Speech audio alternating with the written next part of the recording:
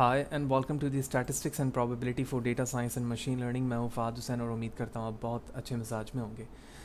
Data visualisation का third part है जिसमें हम जानेंगे कि box plot and violent plots क्या चीज़ है और किस तरह से डेटा साइंस और मशीन लर्निंग में ये आपके डेटा की विजुअलाइजेशन पे या उसके ट्रेंड को जानने में आपको हेल्प दे रहा होता है। लिहाजा वीडियो को फर्दर स्टार्ट करने से पहले मैं बताता चलूँ कि इससे रिलेटेड प्रीवियसली जितनी वीडियो हैं वो मेरे यूट्यूब चैनल पर मौजूद हैं। आप फ़ाद हुसैन CS से सर्च करके मेरे यूट्यूब चैनल पर आकर ये तमाम वीडियोज़ जो कि सेपरेट प्लेलिस्ट के साथ यहाँ मौजूद है देख सकते हैं। इसी तरह इसमें जो कोड्स इस्तेमाल हो रहे हैं या प्रेजेंटेशन स्लाइड है ये मेरे ब्लॉग fahadhusaincs.blogspot.com पे मौजूद है, जहाँ पर आने के बाद फ्री डाउनलोड करके इसे यूज़ किया जा सकता है। लिहाजा आप मेरे चैनल पर नए हो, चैनल को सब्सक्राइब नहीं किया तो चैनल को ज़रूर सब्सक्राइब करें ताकि अपकमिंग वीडियोज़ के हवाले से आपको बर वक्त जानकारी मिले, उसी तरह की नई चीज़ें आसानी से आप सीख सकें। साथ ही साथ आप मेरे ब्लॉग fahadhusaincs.blogspot.com पे भी मुझे फॉलो कर सकते हैं ताकि जब भी यहाँ पर कोड अपलोड किया जाएगा तो आपको इन्फॉर्मेशन मिलती रहे, उसी तरह की चीज़ें आप बर वक्त आसानी के साथ सीख सकें।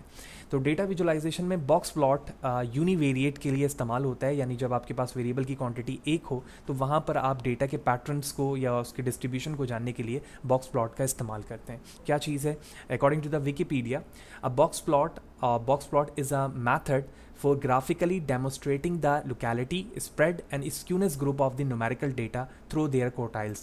यानी आप उसको देखना चाह रहे होते हैं कि स्प्रेड किस तरह से हो रहा है, स्क्यूनेस क्या है उस ग्रुप की, ये सारी चीज़ें हम ऑलरेडी डिस्कस कर चुके हैं कि वो किस तरह बैंड हो रहा है, ये सारी चीज़ें हम जान चुके हैं। तो ये देखने के लिए भी हम बॉक्स प्लॉट का इस्तेमाल कर रहे होते हैं।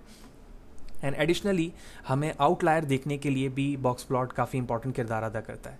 इन addition to the box on a box plot there can be lines that's all called whiskers. इसमें जो बॉक्स प्लॉट में लाइन होती है दैट्स कॉल्ड अ विस्कर, ठीक है, इसे कहा जा रहा है। Extended from a box indicating the variability outside the upper and lower quartiles. Thus the plot is also term as a box and whisker plot और you can say box and whisker diagram. तो इस box plot के ज़रिए से हम spread skewness देख रहे हैं, इसके क्वार्टाइल्स वैल्यूज़ हमें पता चल रहे हैं Q1, Q2 एंड Q3। इसी तरह इंटर क्वार्टाइल्स की वैल्यूज़ इसमें पता चल रही होती हैं जो हम ऑलरेडी जान चुके हैं, और उसी तरह से हमें आउटलायर का भी पता चल रहा होता है। तो दो डायग्राम्स हमने इस PPT में ऐड की हुई हैं जिसमें आप डिफरेंट वेरिएबल्स को, अगर मैं इसे 1, 2, 3, 4, 5 एंड 6 कहूँ तो इन वेरिएबल्स पे आप यूनिवेरिएट फॉर्म पर देख रहे हैं कि इसमें Q1, Q2 एंड Q3 क्या है, जबकि starting whisker value and ending क्या है, जबकि यहाँ पर जो वैल्यूज़ मौजूद हैं ये आउटलायर को रिप्रेजेंट कर रही हैं। इसी इमेज को यानी एक बॉक्स प्लॉट को यहाँ पर मेजरली मैंने डिफ़ाइन किया हुआ ताकि समझना आसान हो। इस बॉक्स प्लॉट में जो रेक्टेंगल बॉक्स होता है, इस बॉक्स के 3 वॉल होते हैं, ठीक है। सबसे पहले लेफ्ट साइड पर है, राइट साइड पर है और एक बॉटम पर है। तो जो लेफ्ट साइड पे इसे हम Q1 कहते हैं, यानी ये आपके डेटा का 25 परसेंटाइल होता है। मिड पे जो मौजूद है इसको Q2 भी कहा जा रहा होता है, ठीक है, जिसे मीडियन से रिप्रेजेंट किया गया है। तो 50% या 50 परसेंटाइल, जबकि Q3 यहाँ पर जो लाइन मौजूद है ये 75% ऑफ क्वार्टाइल को यूज़ करता है, जबकि फ्रॉम द स्टार्टिंग जहाँ वैल्यूज़ शुरू हो रही है ये 0% है, जबकि ये जो वैल्यूज़ है ये 100% है। इसके बाद हमारे पास आउटलायर फाइंड करने का एक फार्मूला होता था जिसको हम Q1 minus 1.5 multiply by IQR करते थे, जबकि मैक्सिमम मालूम करने के लिए हम Q3 प्लस 1.5 मल्टीप्लाई IQR कर रहे होते थे, जबकि IQR जो था इंटर क्वार्टाइल रेंज वो बराबर होता था Q3 माइनस Q1, यानी इस Q3 को माइनस कर देंगे Q1 के साथ तो हमारे पास IQR या इंटर क्वार्टाइल आ जाएगा। ये सारी चीज़ें हम प्रैक्टिकली वेरिएशंस के टॉपिक्स में कर चुके हैं जहाँ पर मैंने डिसाइल, क्वार्टाइल्स और इस तरह की चीज़ें बताई थी। तो बॉक्स प्लॉट के अंदर आपको कंप्लीट अपनी वेरिएशन डेटा का स्प्रेड, स्क्यूनेस, ये सारी चीज़ों का पता चल रहा है। इस तरह से हमने जाना यहाँ तक कि बॉक्स प्लॉट क्या है और उसमें हमें क्या क्या चीज़ों का पता चल रहा होता है। अगर इसी बॉक्स प्लॉट को थोड़ा सा एडवांस किया जाए तो ये वायलेंट प्लॉट बन जाती है। वायलेंट प्लॉट क्या है और इसकी क्या सिमिलैरिटीज़ हैं वो भी हम समझेंगे बॉक्स प्लॉट के साथ, लेकिन पहले समझते हैं कि वायलेंट प्लॉट्स है क्या। A violin plot is similar to the box plot with the additional to the rotated kernel density plot on each side. यानी इस प्लॉट के अंदर जो बॉक्स प्लॉट था उसमें हमारे पास एक चीज़ ऐड हो जाती है जिसको हम डेंसिटी फंक्शन कहते हैं, जिसको कर्नल डेंसिटी यहाँ पे कहा जा रहा है, वो चीज़ इसमें ऐड होती है। ए violin plot is an abstract representation of the probability distribution of the sample. यानी ये प्रोबेबिलिटी डिस्ट्रीब्यूशन को कर्व के साथ रिप्रेजेंट कर रहा है। यहाँ पर आप देखें तो दोनों साइड्स पर जो है इनकी प्रोबेबिलिटी डिस्ट्रीब्यूशन का कर्व आ रहा है, जबकि बॉक्स प्लॉट में ऐसा नहीं था।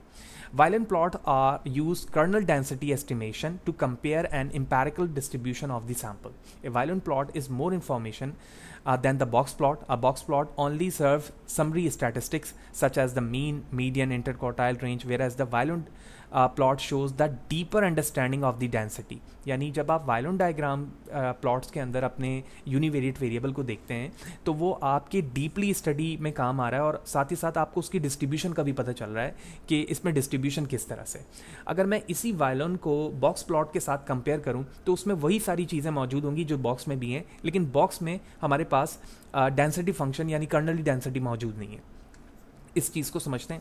लेकिन पहले अगर आप यहाँ पर देखें कि अगर मैं रॉ डेटा को सिंपली यहाँ पर जो रॉ डेटा दिखाया जा रहा है इसमें कोई चेंजिंग हो रही है तो उस चेंजिंग में आपको बॉक्स प्लॉट में वो चीज़ें नहीं पता चल रही, यानी उसकी डिस्ट्रीब्यूशन किस तरह से डिस्टर्ब हो रही है। आपकी मीन, मीडियन, क्वार्टाइल वगैरह तो अपनी जगह मौजूद है, लेकिन जब वैल्यूज़ में चेंजिंग आ रही है रॉ डेटा में तो उसकी डिस्ट्रीब्यूशन आपको चेंज होती हुई दिख रही है। यानी जिस तरह से वैल्यूज़ चेंज होंगी डिस्ट्रीब्यूशन चेंज हो रही है। तो इसका मतलब ये हुआ कि यहाँ पर आपकी जो स्टडी है वो डीप हो रही है, आप काफ़ी मेजरली अपने डेटा की डिस्ट्रीब्यूशन को रीड कर पा रहे हैं as compare to the only box plot. And the comparison is that कि अगर आप वायलोन डायग्राम को देखें तो इसके सेंटर पे यहाँ पर ये वही बॉक्स प्लॉट का एरिया है जो यहाँ पर मौजूद होता है, दिस वन, ठीक है, वही चीज़ यहाँ पर मौजूद है।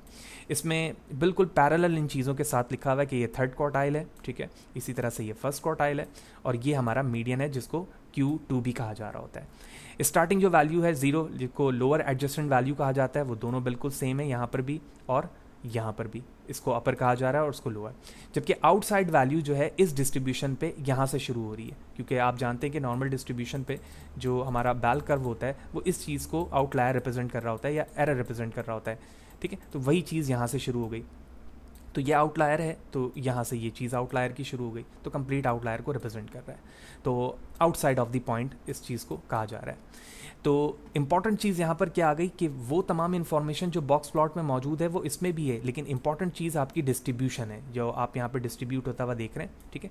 दोनों साइड से आपको एक तरह की डिस्ट्रीब्यूशन मिल रही है, तो इससे आप अंदाज़ा कर सकते हैं कि जो आपके पास यूनिवेरिएट एक वेरिएबल था वो कितना नॉर्मल डिस्ट्रीब्यूशन के करीब है, स्क्यूड है, लेफ्ट स्क्यूड है, राइट स्क्यूड है, कस्टमाइज मैनर पे है, किस तरह का है वो बड़े आसानी से आप समझ सकते हैं और उसके बिहाफ पर आप डिसीजन ले सकते हैं।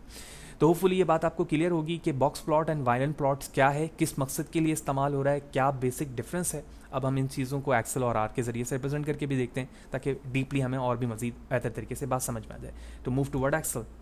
ओके, तो एक्सेल में इस वक्त मौजूद हैं सेम चार्ट्स यानी ग्राफ के पेज को मैं यूज़ कर रहा हूँ जहाँ पर हमने प्रीवियसली विजुलाइजेशन टेक्निक की है। एक कॉलम बनाया मैंने एज के नाम से, एज की कुछ डिफरेंट वैल्यूज़ हैं, इसको बॉक्स प्लॉट के ज़रिए से हमें दिखाना है। तो सबसे पहले मैंने इस एज की वैल्यूज़ को सिलेक्ट किया, इंसर्ट पर आया। इंसर्ट पर आने के बाद आप अगर इस ग्राफ की वैल्यूज़ पर आएँ तो यहाँ पर आपने हिस्टोग्राम के इस ऑप्शन पर आना है, यही चीज़ आपको रिकमेंडेड चार्ट्स में मिल जाएगी और उसके नीचे लिखा हुआ बॉक्स एंड विस्कर, इसे आप क्लिक करेंगे।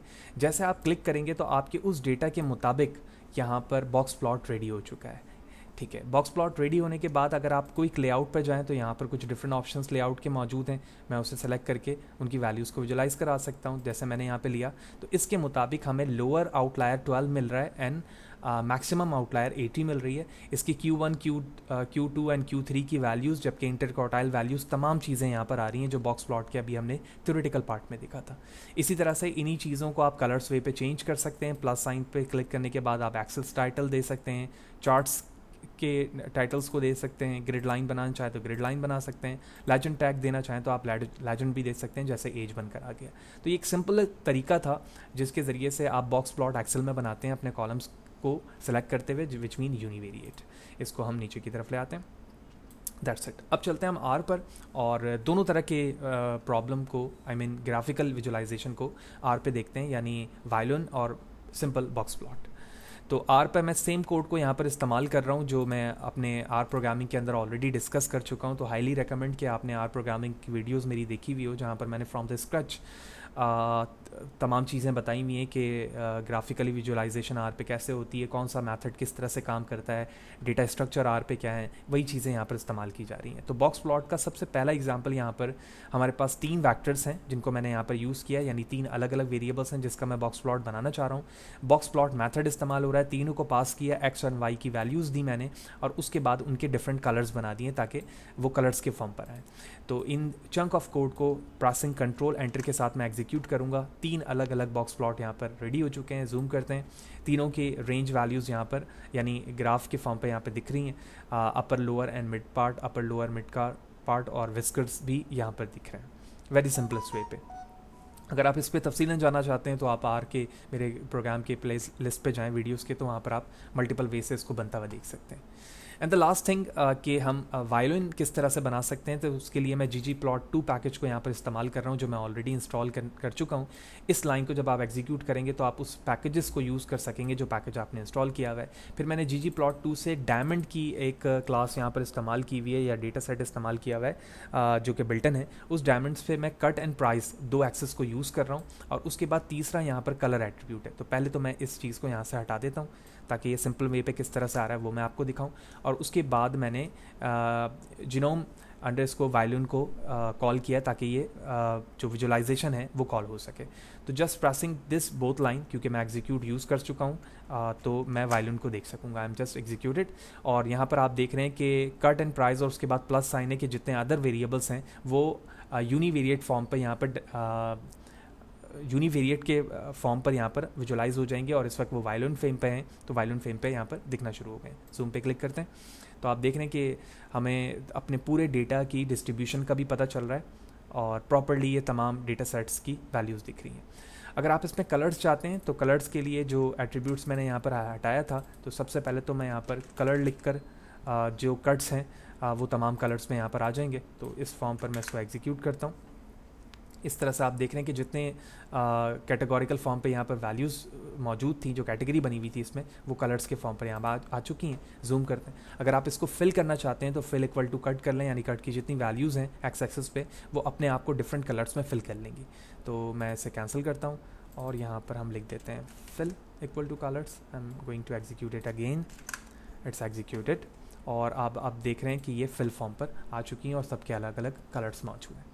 तो इस तरह से हमने जाना कि बॉक्स प्लॉट क्या है, वायलिन क्या चीज़ है, उसमें डिस्ट्रीब्यूशन किस तरह से हमें डीपली इंफॉर्मेशन बता रही होती है अपने यूनिवेरिएट डिस्ट्रीब्यूशंस की, और जिस बेस पर हम एक बेहतर डिसीजन ले सकते हैं कि हमें इसे किस तरह से नॉर्मल डिस्ट्रीब्यूटेड वे पे लाना है और इसकी डिस्ट्रीब्यूशन को किस तरह से हमें बेहतर करना है। तो इस तरह से हमने बॉक्स प्लॉट लैब को जाना, ये बॉक्स प्लॉट क्या है और वायलिन डिस्ट्रीब्यूशन को समझा। होपफुली सारी चीज़ें आपको क्लियर होंगी। फिर भी कोई चीज़ अगर समझ में नहीं आई है तो कमेंट सेक्शन पे ज़रूर पूछें, कोशिश करूँगा इस हवाले से आपको बर वक्त जवाब दे सकूँ। वीडियो अच्छी लगी हो तो लाइक करें, ज़्यादा से ज़्यादा लोगों को शेयर करें और चैनल पर नए हो, चैनल को सब्सक्राइब नहीं किया हुआ है तो ज़रूर सब्सक्राइब करें ताकि अपकमिंग वीडियोज़ के हवाले से आपको बर वक्त जानकारी मिले और इसी तरह की नई चीज़ें आप आसानी के साथ बर वक्त सीख सकें। See you in the next session.